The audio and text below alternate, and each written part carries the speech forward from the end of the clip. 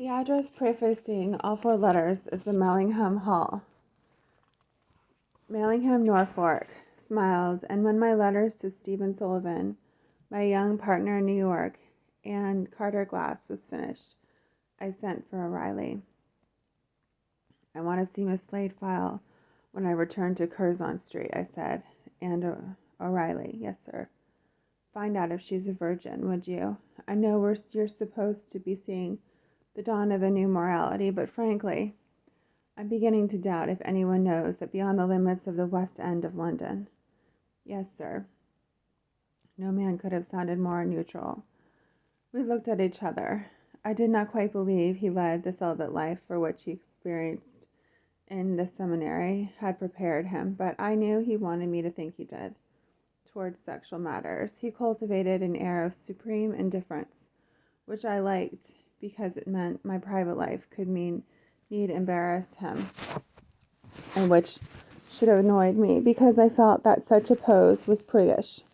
Until O'Reilly had risen to prominence in my household, I never realized how extraordinary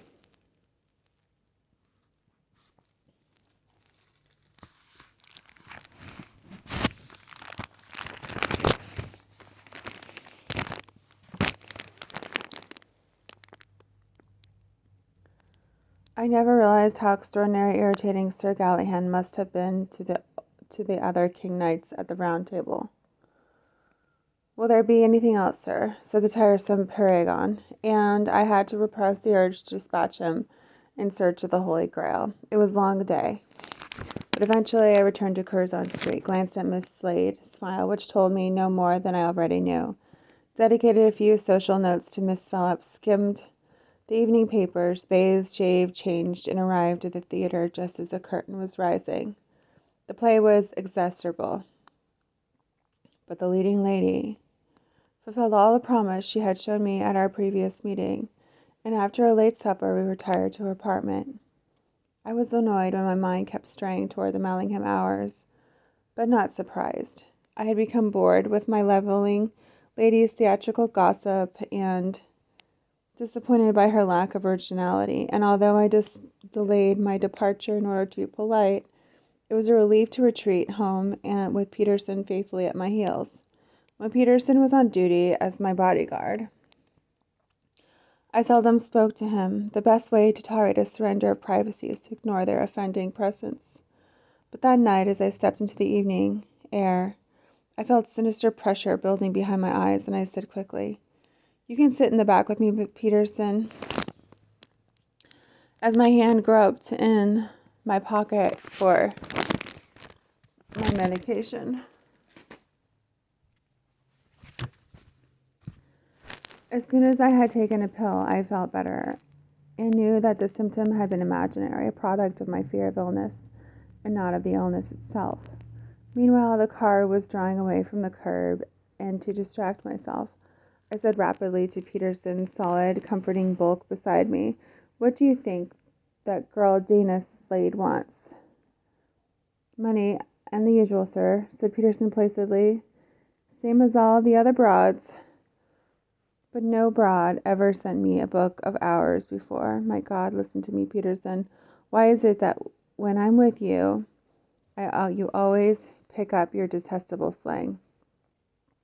We laughed. I was relaxing. The presence behind my eyes faded fast, and the fear temporarily conquered. "We'll play tennis tomorrow," I said. "We'll leave the house at 7, motor to Queen's Club, and play for an hour or so before I go to the city." And as I spoke, I remembered the far-off days of my secluded childhood, when my parents had taken me from doctor to doctor until finally my father had cried out in an agony of guilt, "There's nothing wrong with a boy that a game of tennis can't cure."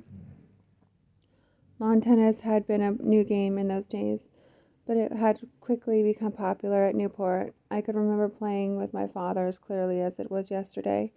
My father and Jason DaCosta. A curtain came down over my memory, a curtain. Turning to Peterson, I talked to him about tennis, and I talked until we arrived home 5 minutes later. It was 1 o'clock. After dismissing my valet, I was alone at last with the Mallingham hours. Then I retired to bed without a thought of inevitable insomnia in the hours before dawn. Time passed tranquilly. I was examining the pictures, imagining myself a craftsman working for 3 days to illuminate one. Letter. What could it be like to labor day after day to produce an object of great beauty, a legacy of spirituality, as well as aesthetic triumph? My romantic imagination, always at odds with the quest for classicism, overcame me at the point, and I visualized myself as a humble monastic scribe living in creative peace in some remote corner of Europe where money was virtually unknown. Fortunately, my common sense reasserted itself before I could continue in a systematic vein, and I remembered the medieval artists were always anxious to get paid before either they or their patrons were eliminated by a new war, famine, or pestilence. The fascination of Europe enveloped me again. I heard its mysterious call, felt it once more a claim upon my soul, knew myself hypnotized by that old familiar glamour as I figured my way through the Mellingham hours, from matins to lands and from lauds to vespers. I felt as I had been given a key into a world which I had always longed to enter, but when I had remained tantalizing just beyond my reach, which had remained tantalizingly just beyond my reach. At 2 o'clock, I put the manuscript aside, and postponing once more the dreaded moment when I would have to try to sleep, I began to write to Elizabeth, the woman I had loved for 30 years, but had somehow never succeeded in marrying. I felt that Elizabeth would understand how the seductive mirror of Europe had once more caught the sun to blind me with its brilliance. Yet, when I wrote these words, my dearest Elizabeth, I saw not Europe, but her house on Gramercy Park, and then I was back in New York again, back in my own culture, among my own people, in the world which I had so painfully constructed with my own soiled and blooded hands. I got up and began to pace around the room.